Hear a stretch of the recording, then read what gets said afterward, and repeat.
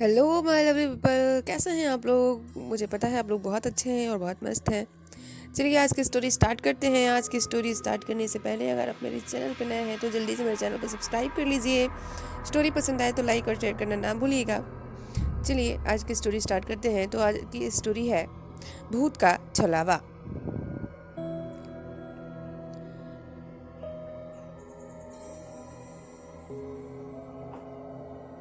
एक लड़के का नाम रमेश था जो कि मजदूरी का काम करता था। एक दिन वो पास के गांव में मजदूरी के लिए गया। काम खत्म होने के बाद वो शाम के समय अपने घर के लिए चल दिया।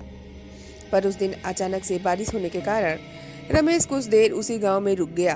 फिर जब बारिश बंद हुई तो रमेश वापस अपने घर की तरफ चल दिया, मगर तब तक अंधेरा हो चुका था।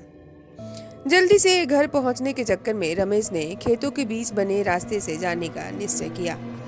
काफी समय चलने के बाद रमेश अपने गांव के नजदीक आ चुका था। गांव में पहुंचने के लिए एक बागीचे से होके जाना पड़ता था। जैसे ही रमेश उस बागीचे में पहुंचा, वैसे ही उसे एक बच्चे के रोने की आवाज सुनाई दी। रमेश ने सोचा इतनी रात में इस बागीचे में बच्चा कैसे आ सकता है। उसने बच्चे को ढूंढने के लिए इधर उधर देखा, पर कोई दिखाई नहीं दिया। तब उसे ख्याल आया कि हो सकता है कोई औरत किसी काम से बगीचे में अपने बच्चे को साथ लेके आई हो। इसलिए वो अपने घर की तरफ चल दिया। पर जैसे जैसे वो आगे बढ़ते जा रहा था, बच्चे की रोने की आवाज उसे और जोरों से सुनाई देने लगी। रमेश ने फिर सोचा हो सकता है वो औरत किसी परेशानी में फंस गई होगी, मुझे मदद करनी चाहिए। फिर जिधर से आवाज आ रही थी रमेश उधर ही जाने लगा। कुछ दूर पहुंच के उसने देखा एक 6-7 महीने का बच्चा उस पेड़ के नीचे लेटा हुआ है और वहीं रो रहा है। रमेश तुरंत उस लड़के के पास पहुंचा और जोर जोर से आवाज देने लगा, कौन है यहाँ पे, किसका बच्चा है ये। मगर किसी ने आवाज नहीं दी।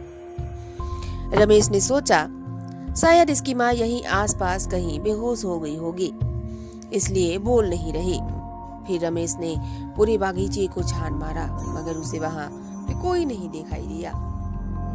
अब रमेश ने गुस्से में चिल्लाया, कौन यहाँ बच्चा रख के चला गया है। मगर किसी की आवाज नहीं आने के कारण रमेश ने वहीं रुकने का फैसला किया कि देखता हूँ कौन यहाँ अपने बच्चे को रख के चला गया है। थोड़ी देर में तो आ ही जाएगा, फिर उसे डांटूंगा।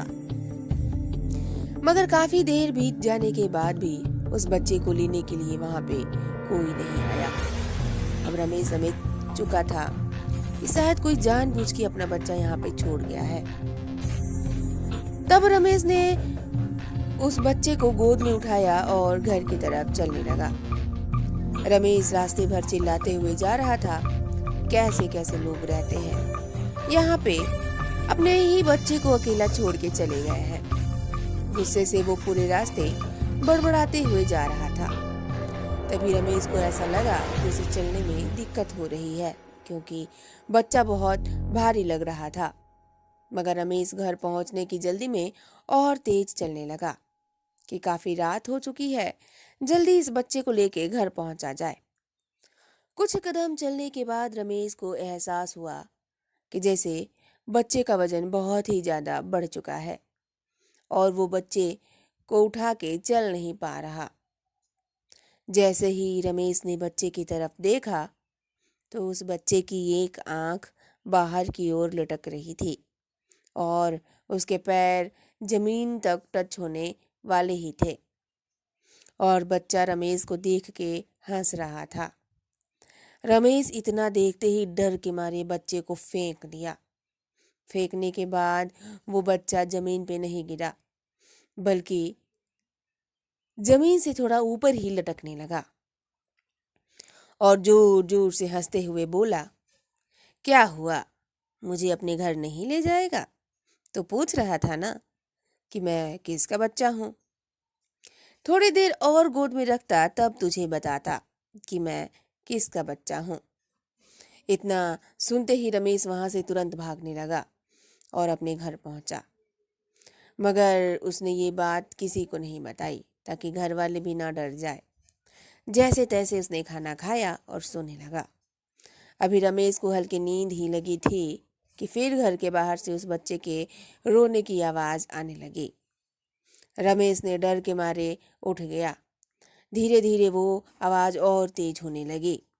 उसने अपने घर वाले को जगाया और सबको उस घटना के बारे में बताया।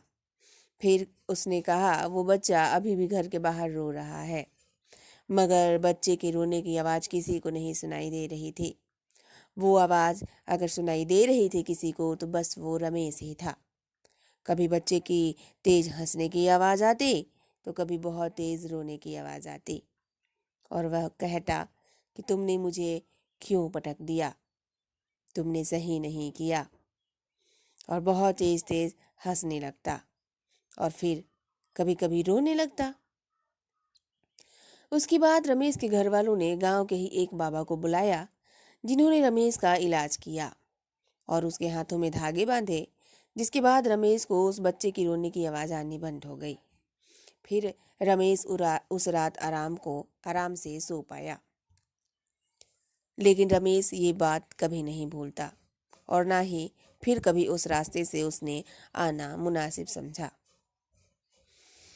आप लोगों को ये स्टोरी कैसी लगी प्लीज़ कमेंट करके ज़रूर बताइएगा। स्टोरी पसंद आई हो तो लाइक कर दीजिए, शेयर कर दीजिए और चैनल को सब्सक्राइब ज़रूर कर दीजिएगा। चलिए मिलते हैं नेक्स्ट मज़ेदार स्टोरी में। तब तक के लिए बाय बाय, टेक केयर।